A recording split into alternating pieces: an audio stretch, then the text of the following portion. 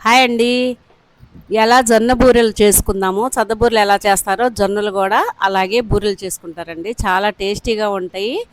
దానికి కొలతలు చెప్తున్నాను. 3 గ్లాసులు పిండి, జొన్నలు చక్కగా కడిగి ఆరపోసి తెల్ల జొన్నలండి. అదిగో చూడండి తెల్ల జొన్నలు.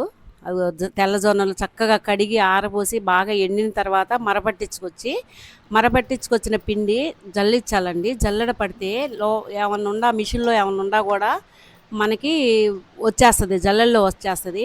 అలాగే 3 గ్లాసులు పిండి పోసి చక్కగా జల్లెడ పెట్టానండి. దానిలో ఏమన్నా డస్ట్ ఉందా, మిషన్‌లో ఏదన్నా అంతకుముందు ఎవరన్నా ఏసుంటారు గదా! ఏదో ఒకటి వస్తూ ఉంటాయి. అలా ఏ పిండి అయినా గూడా జల్లెడ పట్టుకోవాలండి. చూడండి. మనం ఎంత మెత్తగా ఉండా గూడా చూడండి. ఏదో ఒకటి అట్లా వచ్చేసినియి చూడండి. అట్లా 3 గ్లాసులు పిండి జల్లెడ పట్టుకొని, 3 గ్లాసులు జల్లెడ పట్టుకొని మెత్తగా ఉంటది అట్లా జల్లెడ పట్టుకుంటే. లేకపోతే బరగ్గా ఉంటాయండి. బరగ్గా ఉంటే బాగా పొంగవు, మెత్తగా గూడా ఉండవు. అలా చక్కగా జల్లించుకొని పక్కన పెట్టేసుకోవాలి. మనం ఈలోగా బెల్లం రెడీగా దంచి పెట్టుకోవాలి.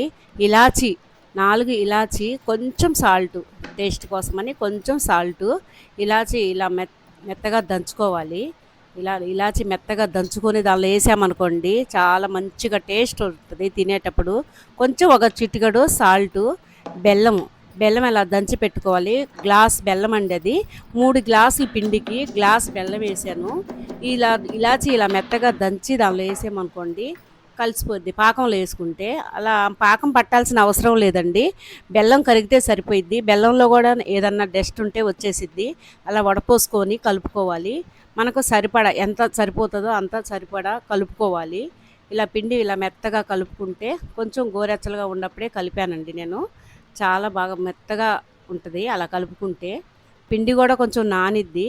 దానిలో ఎంత పట్టిద్దో అంత ఏసి కలుపుకొని పక్కన పెట్టేసుకోవాలి. మంచిగా కలుపుకోవాలి. మెత్తగా కలుపుకుంటే చాలా బావుంటాయి. మంచిగా పొంగుతాయి గూడా. జల్లెడ పట్టి పట్టుకున్నాం గదండీ! చాలా మంచిగా పొంగుతాయి. చాలా టేస్టీగా ఉంటాయి. మెత్తగా గూడా ఉంటాయి. ఇలా చక్కగా కలిపి ముద్దలాగా చేసుకొని పక్కన పెట్టుకోవాలి. ఇలా చక్కగా కలిపి ముద్దలాగా చేసుకొని పక్కన పెట్టుకుంటే కొంచెం సేపు నానిద్ది. ఇలా కొంచెం కొంచెం ఇలా తీసుకొని ఇలా చక్కగా వస్తాయండి బూరెలు. దీనికి పాకం అవసరం లేదు. పాకం లేకుండానే మనం కొంచెం బెల్లం కరిగితే సరిపోయిద్ది. బెల్లం కరిగితే సరిపోయిద్ది. ఇంకా కలుపుకోవచ్చు మనం వాటరు తీసుకొచ్చి. ఇలా శుభ్రంగా క్లీన్ చేసుకొని మళ్ళీ మనం ఇంకా ఆయిల్ ఏద్దాము. పిండి మొత్తం మెత్తగా నానిపోయింది కదా! సన్‌ఫ్లవర్ ఆయిలు కొంచెం వేసుకొని దానికి మునిగే అంత వేసుకుంటే సరిపోయిద్దండి నూనె. అలాగే ఒక్కొక్కటి మనం ఇలా వేసుకోవాలి. అలా మందంగా కాకుండా అలా పలసగా కాకుండా వేసుకోవాలి. ఇలా జొన్న బూరెలండి. రొట్టెలే ఏమి తింటాం రోజు. అందుకని అప్పుడప్పుడు బూరెలు కూడా చేసుకుంటే చాలా టేస్టీగా ఉంటాయి. ఎండాకాలంలో చాలా మంచిది బెల్లం కదా!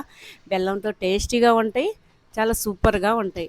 అలా ఒక్కొక్కటి ఇలా అంటూ ఉంటే పొంగుతాయండి. అలా ఆయిల్‌లో ఏసిన తర్వాత ఇలా అంటూ ఉంటే పొంగుతాయి. ఒక్కళ్ళే చేసుకోవచ్చండి. దీనికి ఎవరు అవసరం లేదు. ఎందుకంటే దీనికి పాకం కూడా అవసరం లేదు కదా! చాలా బావుంటాయి. చాలా మెత్తగా ఉంటాయి. ఎండ్లకాలం చాలా చలవ. తినలేని పిల్లలు కూడా రొట్టెలైతే తినరు కాబట్టి ఇలా సద్దబూరెలు చేసి ఇచ్చామనుకోండి అస్సలు మంచిగా తింటారు. చాలా టేస్టీగా కూడా ఉంటాయి. చూడండి ఎలా పొంగినాయో, ఎలా గోల్డెన్ కలర్‌లో ఎలా వచ్చినాయో చాలా బావుంటాయి. అలాగే ఇదిగో చూడు లోపల దాకా ఉడికినియి. ఇలా పొంగినియి. అసలు బూరెలు ఎలా పూరీలు ఎలా పొంగుతాయో అలా పొంగినియండి. చూడండి ఎలా ఉన్నాయో. చాలా బాగా లోపల వరకు ఉడికింది. ఇలా ఉడికింది మీకు చూపిస్తున్నాను చూడండి. చాలా టేస్టీగా ఉన్నాయి.